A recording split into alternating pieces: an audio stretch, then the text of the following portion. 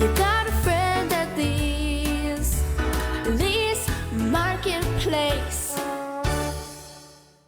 There is nothing better than eating fresh local produce. That is what Lee's Marketplace prides themselves on. I'm hanging out with Bill Bowman, and we're not in the marketplace today. We are out in one of your amazing, beautiful farms. Yeah, it's so fun to get out to a farm and see how they're doing it and see how they're growing it and what it's like before it gets to the store. So you guys partner with Johnson Family Farms, correct? Yep.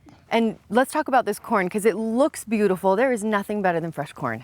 It's so good. We've had so many compliments about the corn this year, and it's that yellow and white variety. Oh, yeah. It just looks beautiful, and we're selling a lot of it in our stores in Cache Valley. So they do the corn here, but they do other things as well. A lot of your produce comes from here, right? Yeah, working with Kelby and the Johnson Family Farms has been great with Lee's. They do onions and potatoes a little bit later on this year.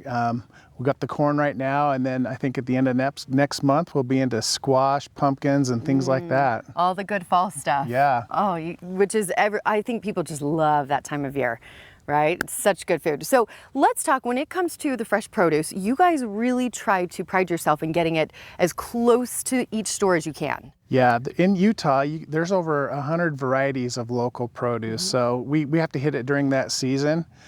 So for us, if it's 300 miles away from our store, we consider that local, and we try to buy as much of that as possible because people want to know where their food's coming from these days. Absolutely. So 300 miles, but what is the average, when it comes to a lot of other stores, produce, how far does it travel before it gets to us? Yeah, there's been some studies, and if you're buying outside of that local season, a lot of times your produce travels 1,300 miles before it gets to your home. Not so fresh by the time it gets to you. Yeah, and that's expensive too. Absolutely. So you guys, when you guys actually have little signs that you put on the produce in the store, correct? So if you come into the store, we try to identify all of our local produce with a little call out like this. Okay. Lets you know we're proud of that, and it.